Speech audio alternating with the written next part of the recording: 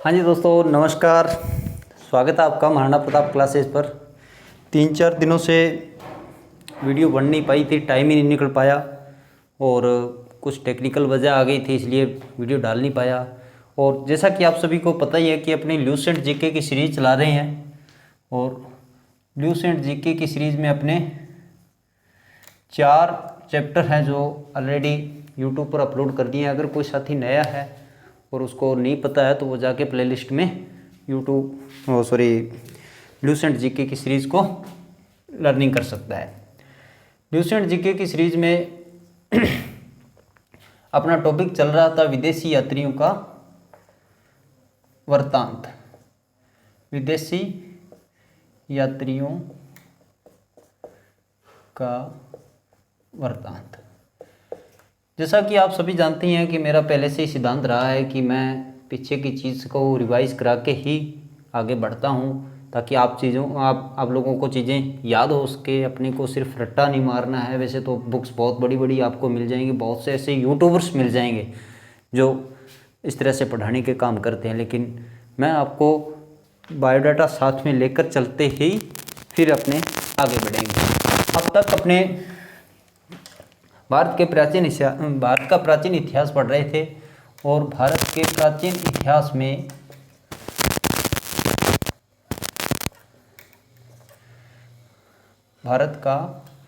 प्राचीन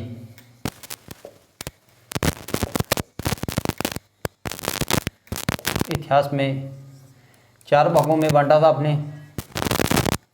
धर्म ग्रंथ, दूसरा था ऐतिहासिक ग्रंथ,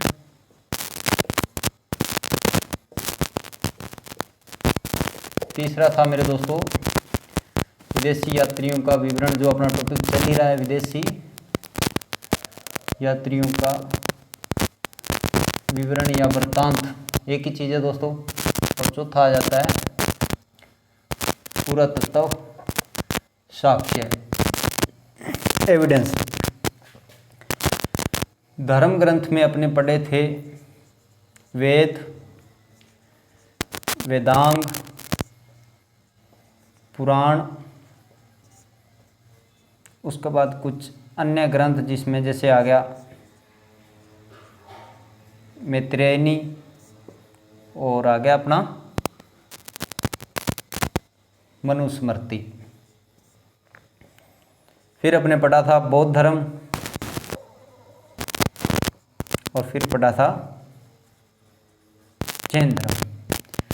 ऐतिहासिक ग्रंथों में अपने कौटिल्य की अर्थशास्त्र का विवरण किया था,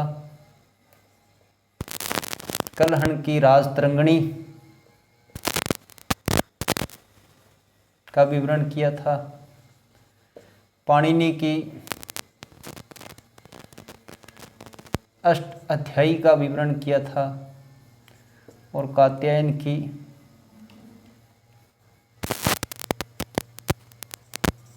गार्गी संहिता, कुछ अन्य ग्रंथ जो मैंने नाम बताए थे वो पढ़े थे।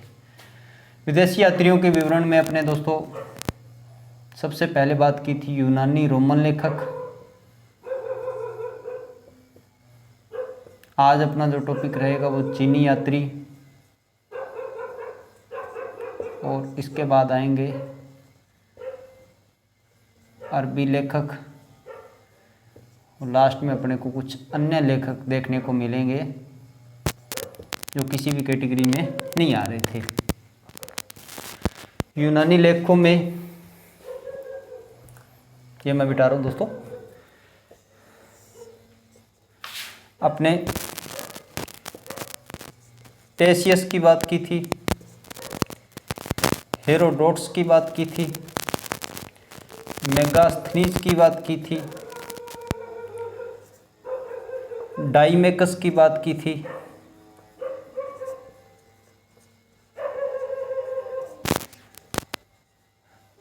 डायोनोसियस की बात की थी, टोलमी की बात की थी, पिलनी की बात की थी, है ना। वेद कितने थे? 4 थे। वेदांग 6 थे, पुराण 18 थे और मनुस्मृति का जो शतपथ ब्राह्मण ग्रंथ है। बौद्ध धर्म ने अपने जातक पढ़ा, कथा वस्तु पढ़ा, और जैन धर्म में आगम और 12 अंक का विवरण किया था। सबसे पुराना वेद ऋग्वेद था। वेदांग में शिक्षा, कल्प, निरुक्त, छंद, व्याकरण और ज्योतिष। पुराण में सबसे पुराना पुराण मत्स्य पुराण। आंध्र सातवाहन वंश से संबंधित था। मनुस्मृतियों में मनुस्मृति सबसे पुरानी स्मृति थी। और बौद्ध धर्म में कथा वस्तु, जिसमें महात्मा बुद्ध के बारे में बताया गया था। विदेशी यात्रियों के वृत्तांत में अपने टेसियस को जिक्र किया। सिर्फ इसकी एक ही बात याद रखनी है, इसने भारत के बारे में बहुत ही रोचक और आश्चर्यजनक बातें कही थी, जिसके कारण इसकी जो महत्वता है वो बहुत ही कम है। हेरोडोट्स, जो कि भारतीय इतिहास का जनक कहा जाता है, विश्व इतिहास का जनक कहा जाता है। मेगास्थनीज ने इंडिका नामक पुस्तक की रचना की थी। डाइमकस, यह चंद्रगुप्त मौर्य के दरबार में आया था। यह बिंदुसार के दरबार में आया था। और टोलमी है जो नेचुरल हिस्ट्री नामक नाम की पुस्तक लिखी थी।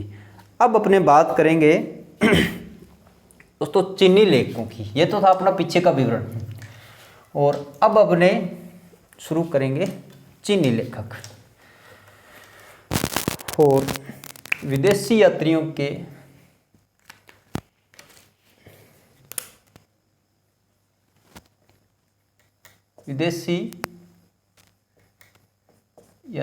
का वृत्तांत।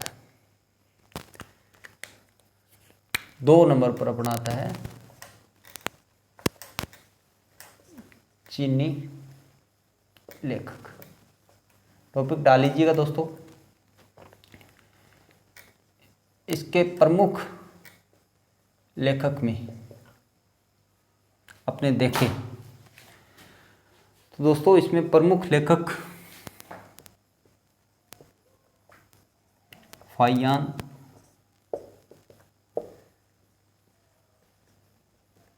संग्यून, हवेनसांग और इत्सिंग थे।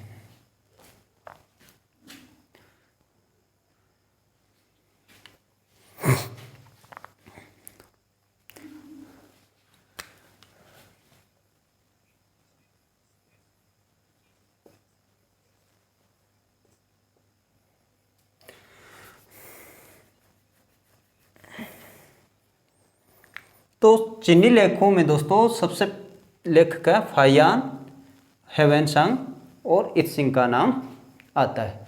जैसे मैंने आपको पहले बताया था, जब आप यूनान और रोमन लेखकों की बात करते हैं तो वहाँ टेसियस, डाइमकस, डायनोसियस, टोलमी, पिलनी, ये सभी महत्वपूर्ण लेखक हैं जो कि तो एग्जामिनर कई बार प्रश्न पूछ लेता है कि निम्न में से कौन सा चीनी यात्री है। आपको 3 नाम उनके दे देगा और चौथा नाम इसका दे देगा। तो ये चीज़ अपने को याद रखनी है। अब अपने इसमें सबसे पहले बात करेंगे फाहियान। तो इसकी पहली बात तो यही है, यह एक चीनी लेखक था। ठीक है दोस्तों, सबसे पहले अपने देखेंगे तो यह एक चीनी लेखक था। दूसरा अपने इसमें देखें तो यह चंद्रगुप्त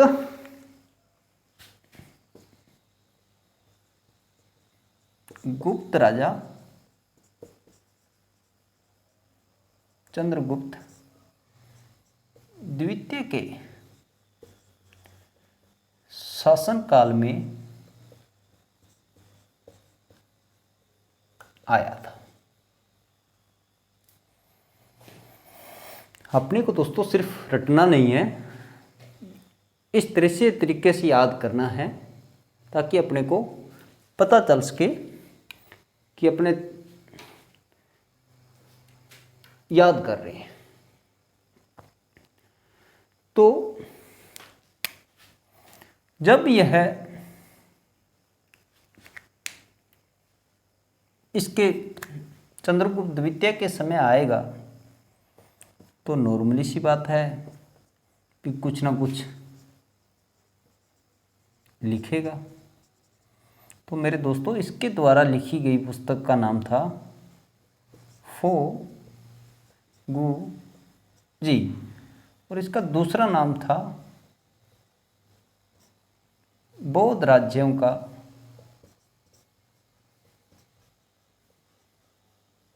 अभिलेख। इसके द्वारा लिखी गई पुस्तक का नाम था बौद्ध राज्यों का अभिलेख, रिकॉर्ड्स ऑफ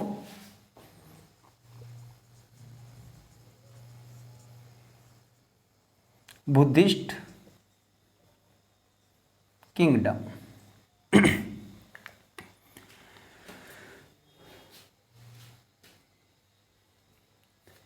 ये देखने के बाद आपको दिमाग में आया होगा कि इसमें जानकारी किसकी देगा। तो नॉर्मली सी बात है कि यह गुप्त राजा के समय आया था, तो गुप्त वंश की जानकारी ही देगा। जब यह गुप्त राजवंश के समय आया है तो यह गुप्त वंश की ही जानकारी देगा। एक इसकी नोट करके बाद मैं लिखवाता हूँ। इसने मध्य प्रदेश की जनता को सुखी व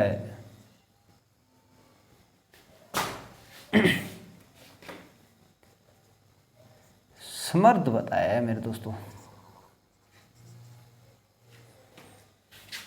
एक नोट और कर लीजिए, मालवा की जलवायु को इसने सबसे अच्छी जलवायु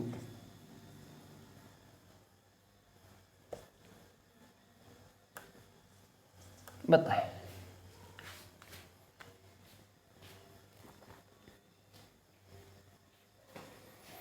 अब एग्जामिनर आपसे प्रश्न पूछेगा मेरे दोस्त कि किस लेखक ने, आप मेरे साथ साथ दोहराइएगा, आप उत्तर दीजिएगा कि किस लेखक ने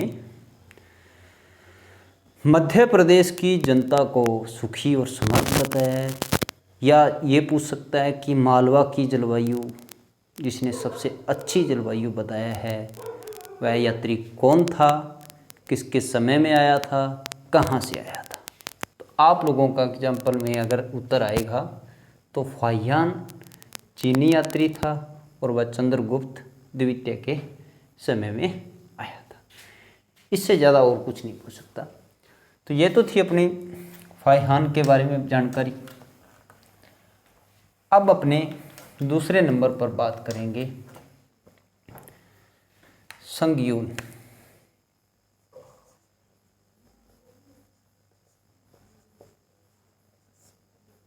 इसको स्यूगन भी है और इसका नाम संगयून भी है दोस्तों।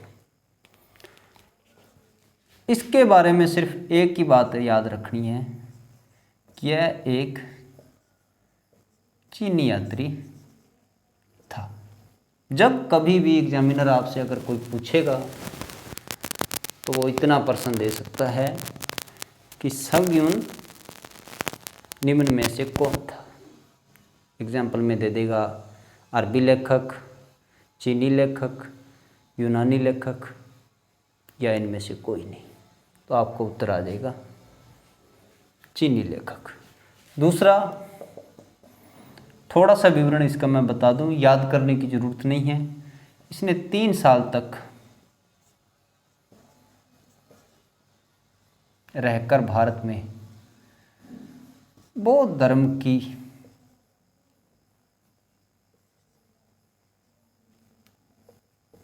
जानकारी एकत्रित की थी।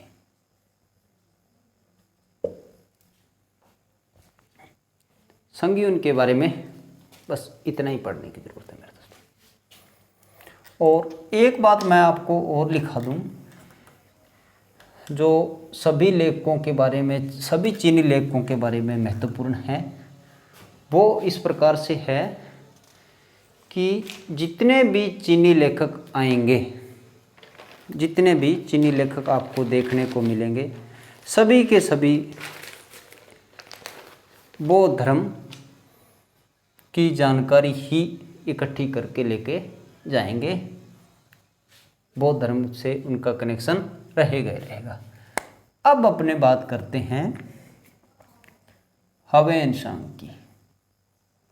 ये बहुत ही इम्पोर्टेंट यात्री था।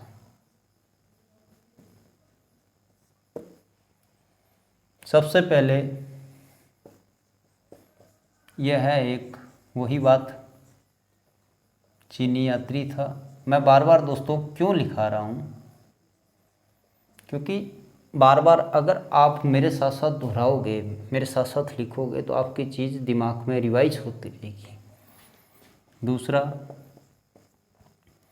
अब इसका एक मैं ट्रिक बता देता हूँ। ये देखो, यह है यात्री है।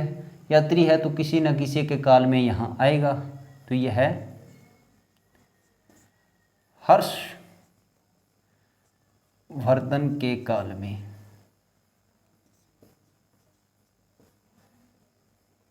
भारत आया था।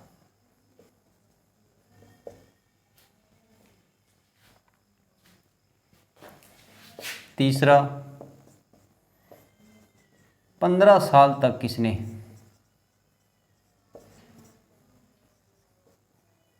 भारत में गुजारे। अब 15 साल तक दोस्तों यहाँ रहा है तो कोई ना कोई तो किताब लिखेगा ये। तो इसके द्वारा पुस्तक लिखी गई थी CU की।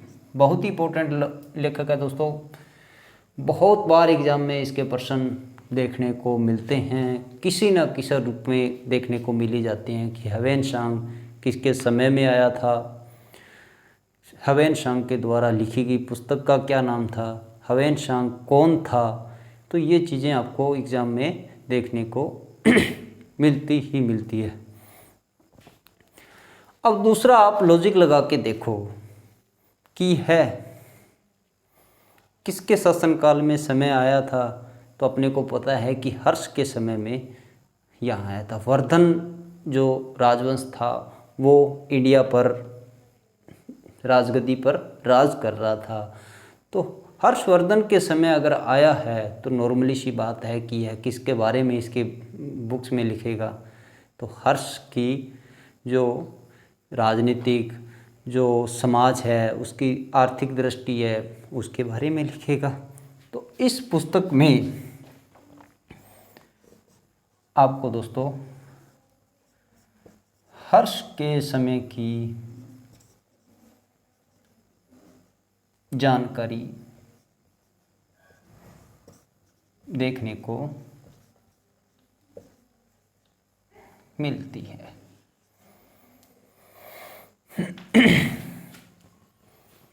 हर्ष के समय की जानकारी इसकी किताब CU की में मिलती है। एक मैं नोट लिखा रहा हूँ कि यह एक, इसने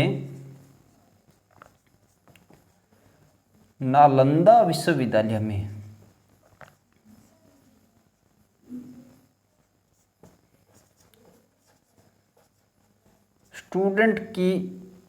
स्टूडेंट्स बनकर पढ़ाई तो की थी, पर उसके साथ साथ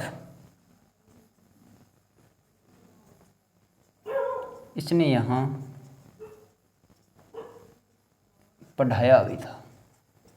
इसने एक स्टूडेंट के रूप में तो वहाँ शिक्षा ग्रहण की थी, लेकिन उसके बाद इसने वहाँ पर पढ़ाया भी था। और इसने लिखा है अपनी किताब CU की में कि जिस समय मैं वहाँ पढ़ या पढ़ा रहा था तो नालंदा विश्वविद्यालय के कुलपति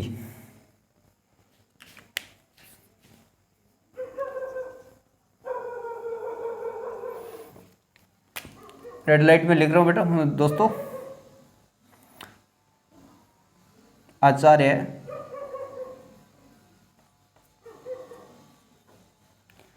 शीलभद्र थे।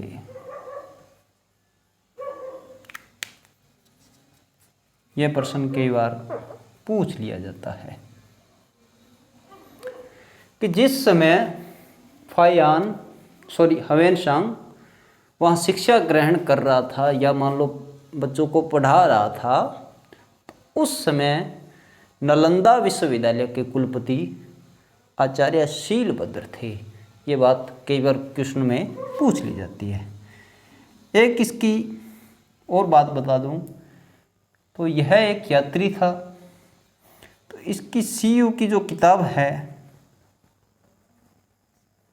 किताब में 138 देशों की जानकारी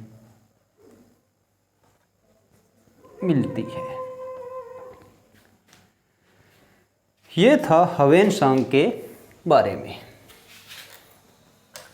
अपने ह्वेनसांग के बारे में देख लिया आपने। अब इसका अंतिम और लास्ट लेखक आता है इत्सिंग।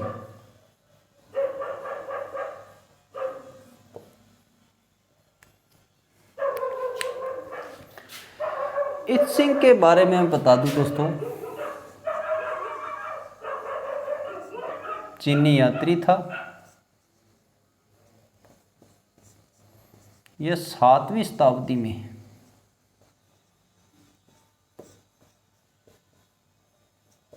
भारत आया था। इसकी एक खास बात थी, यह लेखक तो था ही था, ये राइटर तो था ही था, लेकिन यह अनुवादक भी था। अब इसका इंग्लिश में ट्रांसलेट करूँगा तो आप लोगों को भी समझ में आ जाएगा। अनुवादक को कहते हैं ट्रांसलेटर।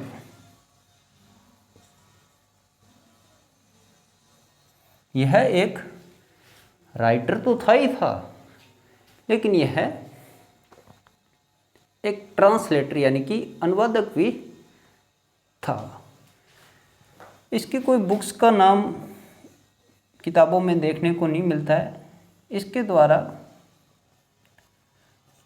नालंदा विश्वविद्यालय और विक्रमशिला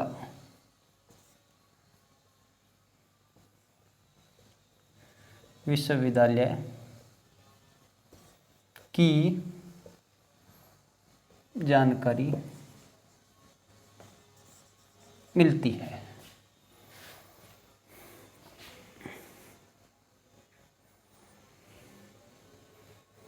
सातवीं सदी के भारत की जानकारी मिलती है, प्लस नालंदा विश्वविद्यालय और विक्रमशिला विश्वविद्यालय की जानकारी देखने को मिलती है। ये था इत्सिंग के बारे में। तो इनका क्रम इसी प्रकार से रहेगा दोस्तों, इसीलिए मैंने जो लिखा है वही है। तो प्रमुख लेखक सबसे पहले आएगा फाहियान, उसके बाद आएगा संगयून, और उसके बाद ह्वेनसांग और इत्सिंग। ये अपने पढ़े इसके बारे में। तो ये थे इनका कर्म, फाइहान, संग्यून, हेवेनसांग और इत्सिंग। एक बार थोड़ा सा रिपीट कर दें। सबसे पहले आया था फाइयान, दूसरा दोस्तों फिर आया था संग्यून, और तीसरा चीनी यात्री था हवेनसांग, और चौथा था इत्सिंग। अब अपने तीसरे विदेशी यात्री जो हैं उनको बोला जाता है अरबी लेखक। अब इसके अगर अपने प्रमुख लेखक देखें तो अरबी लेखों में मैं आपको बता दूं कि 712 एडी, जैसे मैंने पहले भी बताया था कि 712 एडी पर के बाद आपको भारत पर मुस्लिम आक्रमण, सफल आक्रमण देखने को मिलेंगे। आक्रांता आएंगे। अब जो भी आक्रांता आएगा तो उसके साथ कोई ना कोई कंपोज़र, कोई ना कोई राइटर्स या पढ़े लिखे लोग आएंगे। तो ये जो लेखक आएंगे तो वो कुछ ना कुछ लिखेंगे। इसके प्रमुख लेखकों में नाम आता है अल ब्रूनी और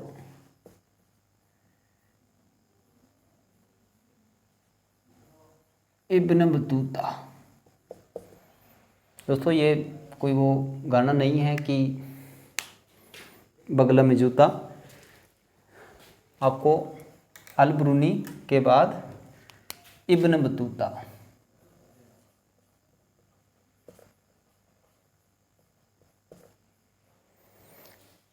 इसमें अपने को देखने को मिलेंगे। एग्जामिनर कई बार क्या करता है कि आपको कंफ्यूज करने के लिए सवाल लिख देता है कि बताइए निम्न में से एक अरबी लेखक कौन था। आपको नाम दे देगा 4, और अल ब्रूनी कौन था, एक उर्दू लेखक था, एक चीनी लेखक था, एक अरबी लेखक था, एक यूनानी लेखक था। तो आंसर कौन सा हो जाएगा अपना? अल ब्रूनी हो जाएगा। सबसे पहले बात लिखें। सबसे पहले अपने पढ़ते हैं अल ब्रूनी। पहला पॉइंट, यह एक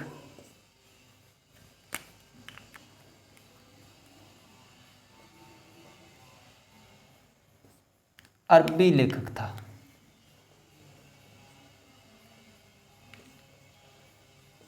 जो भी मेन पॉइंट है दोस्तों मैं रेड कलर में लिख दूँगा। यह एक अरबी लेखक था। दूसरा मैं बता दूं, यह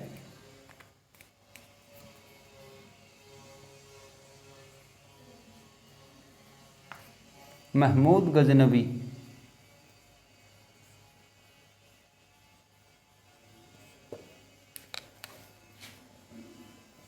के साथ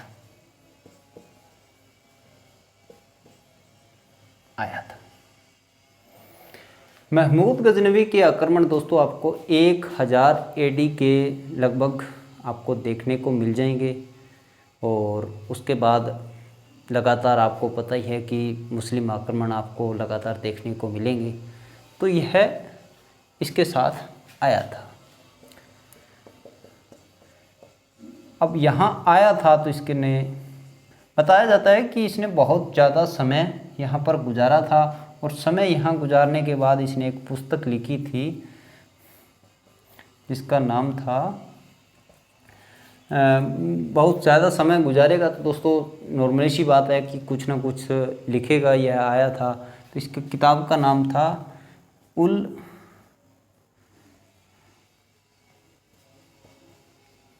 हिंद, इसकी किताब का नाम था किताब उल हिंद, किताब उल हिंद, किताब उल हिंद। अब किताब उल हिंद या इसको तहकीक ए हिंद भी कहा जाता है, इसे भारत की खोज भी कहा जाता है, और अपने चलो एक नाम इसकी भारत की खोज लिखते हैं। आप लॉजिक लगा के देखो इस बुक्स की भाषा कौन सी होएगी मेरे दोस्तों। तो नॉर्मली सी बात है, यह अरबी लेखक था तो इसकी भाषा भी अरबी ही होएगी। बुक्स से जो जानकारी अपने को मिलती है, अपने को रटना नहीं है। सपोज करो कि 1000 एडी के समय भारत पर राजपूत राजाओं के शासन हुआ करते थे, तो उसने राजपूत राजाओं के बारे में लिखा है, उनके त्योहारों और धर्म के बारे में बताया है। तथा इसमें एक सबसे बड़ी बात मैं आपको लिखूं कि इस पुस्तक में आपको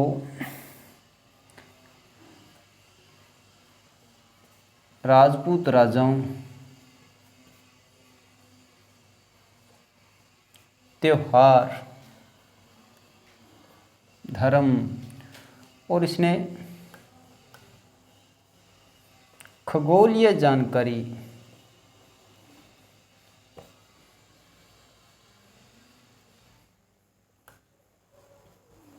देखने को मिलती है। मैं ब्लैक कलर से खगोलीय जानकारी देखने को मिलती है। राजपूत राजाओं और धर्म और खगोलीय जानकारी इसमें देखने को मिलती है। और एक मात्र नोट और कर लीजिए आप दोस्तों, एक मात्र ऐसा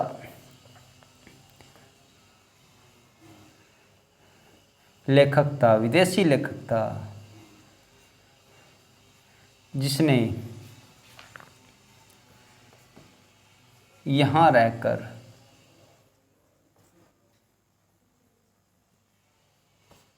संस्कृत भी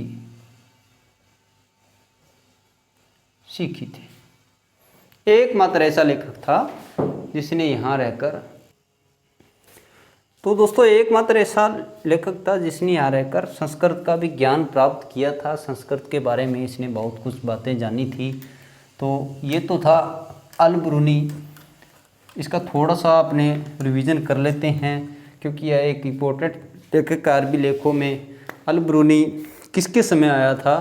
तो अपना आंसर आएगा राजपूत राजाओं की यहाँ वंशावली थी, और महमूद गजनवी के साथ यह भारत आया था। और इसके द्वारा लिखी गई किताब का नाम क्या था?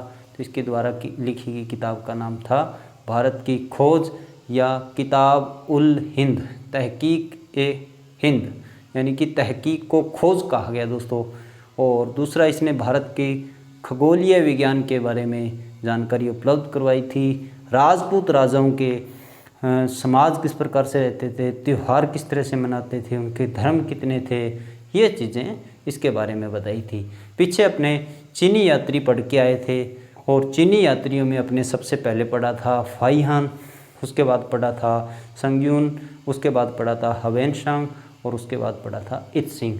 और उसके बाद अपनी बारी आई थी अरबी लेखों की। अरबी लेखों में अब अपने दूसरे नंबर पर बात आती है, तो बात आती है इब्न बतूता।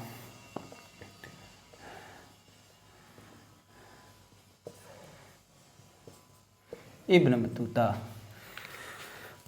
तो दोस्तों यह एक अरबी लेखक था।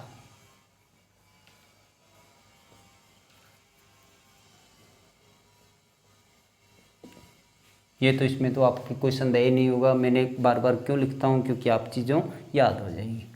यह है मोरक्को से आया था दोस्तों।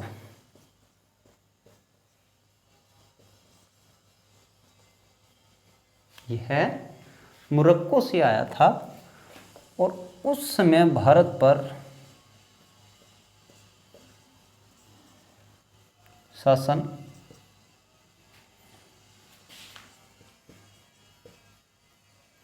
मोहम्मद बिन तुगलक का था।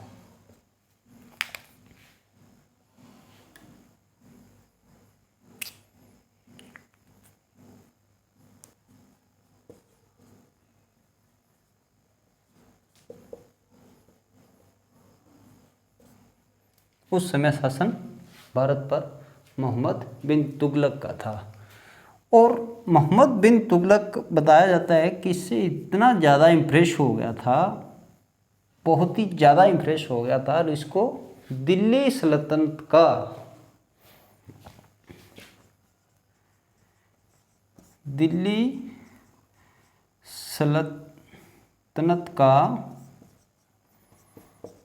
1333 ईस्वी में काजी नियुक्त कर दिया था। इतना इम्प्रेस हो गया था, कर दिया था। काजी का उस समय काम होता था कि न्यायाधीश, जिस तरह से अपने हाई कोर्ट वगैरह में न्यायाधीश देखते हैं, तो इससे इतना ज़्यादा इम्प्रेस हो गया था इसकी मान लो ज्ञान और जानकारी के बारे में देखकर, तो इसको दिल्ली का काजी नियुक्त कर दिया था। इसके द्वारा एक पुस्तक लिखी गई थी जिसका नाम था दोस्तों रहेला। बुक्स का नाम रहेला।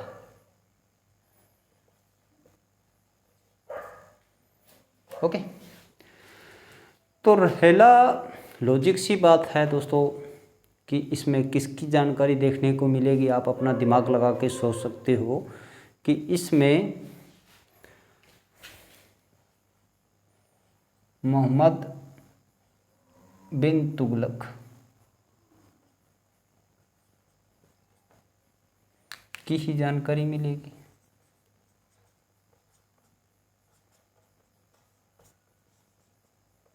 क्योंकि यह इसके समय यहाँ आया था। दूसरा, मोहम्मद बिन तुगलक का शासन कहाँ पर था? तो दिल्ली सल्तनत पर था। दूसरी जानकारी अपने देखें तो दिल्ली सल्तनत की जानकारी यहाँ देखने को मिलेगी, है ना। और छठा अगर अपन टॉपिक देखें तो इसकी भाषा मेरे दोस्तों, इसकी लैंग्वेज, लॉजिक सी बात है अरबी ही होगी। तो इसकी भाषा अरबी थी और इसने भारत की 14वीं सदी यानी कि 1333, आप आइडिया लगा लीजिए, इसको नियुक्त किया था। 14वीं शताब्दी का जो वर्णन है वो दिया है, 14वीं शताब्दी का वर्णन रहेला में दिया है। तो ये तो थी इब्न बतूता के बारे में कुछ अन्य बातें, कुछ बातें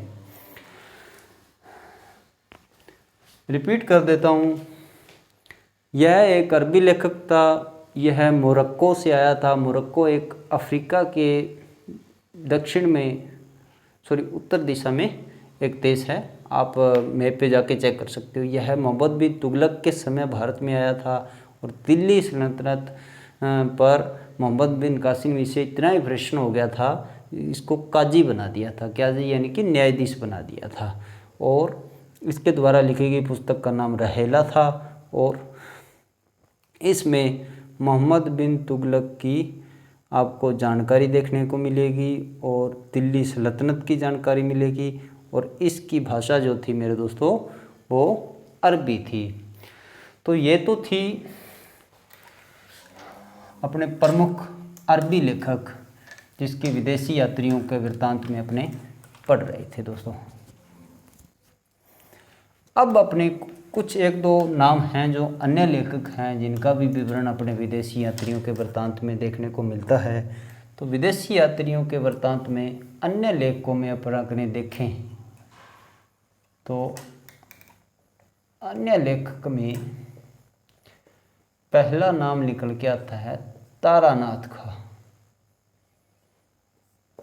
यह नेपाल से आया था। तारानाथ है, यह है तिब्बत से आया था। यह तिब्बती लेखक था। और दूसरा मेरे दोस्तों नाम निकल के आता है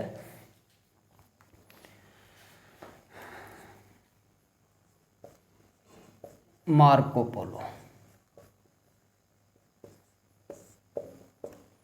इसके द्वारा लिखी गई बुक्स का नाम इतने याद करना है दोस्तों, तंग्यूर या कंग्यूर। इसके द्वारा लिखी गई पुस्तक के नाम क्या था, तंग्यूर या कंग्यूर। मार्को पोलो के अगर मैं बात बताऊं तो यह एक इटली यात्री था।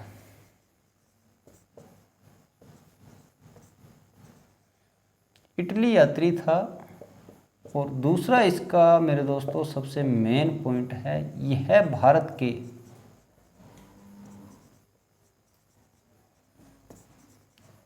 दक्षिण छोर, तमिलनाडु कह लीजिए या केरल के लीजिए, क्योंकि उस समय तो राजाओं का शासन था और ये सारी चीज़ें एक ही थी। तो यहाँ एक राजा था पांड्य, यहाँ आया था। और तीसरा इसके द्वारा बुक्स का जिक्र नहीं है, इसने पांड्य राज्य के बारे में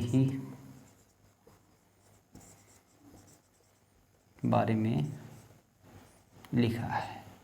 इम्पोर्टेंट क्यों है मैं आपको बता दूं। इम्पोर्टेंट इसलिए दोस्तों, मार्को पोलो एकमात्र ऐसा विदेशी यात्री था जो दक्षिण भारत में अपने को देखने को मिलेगा। बाकी सभी यात्री भारत के उत्तरी दिशा में आए थे, भारत के उत्तरी विवरण के बारे में बताएंगे, लेकिन एकमात्र मार्को पोलो ऐसा यात्री था जो कि यहाँ आपको दक्षिणी भारत में देखने को मिलेगा।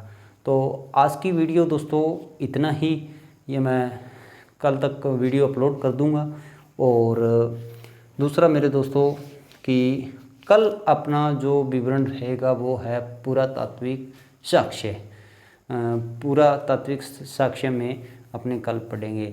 जो भी साथी नए हैं दोस्तों, चैनल को सब्सक्राइब ज़रूर कर लें। वीडियो को लाइक बहुत कम मिल रहे हैं दोस्तों, तो मेरा निवेदन है आपसे कि लाइक और कमेंट ज़रूर किया करें। अगर आपको कोई चीज़ समझ में नहीं आ रही है तो आप मुझे कमेंट करके उसमें बता सकते हो, ताकि मैं आपका रिप्लाई कर सकूं और उसके बारे में आपको ज़्यादा से ज़्यादा जानकारी बता सकूं।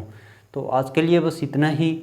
और समय कई बार कम होता है, इसलिए अगला वीडियो अपनी मैं जल्दी लाने की कोशिश करूँगा। और अपने पढ़ेंगे पुरातात्विक साक्ष्य। पुरातात्विक साक्ष्य के आधार पर अपने भारत के प्राचीन इतिहास को कितने भागों में बांटा है, फिर अपने उसमें सिंधु घाटी सभ्यता और इनके बारे में बात करेंगे। पुरापाषाण, आद्य पुरापाषाण और प्राग ऐतिहासिक काल, आदि ऐतिहासिक काल और आधुनिक ऐतिहासिक काल। तो ये चीज़ें अपने अगले वीडियो में डिस्कस करेंगे। तो तब तक के लिए मैं इजाज़त चाहता हूँ। धन्यवाद। जय हिंद।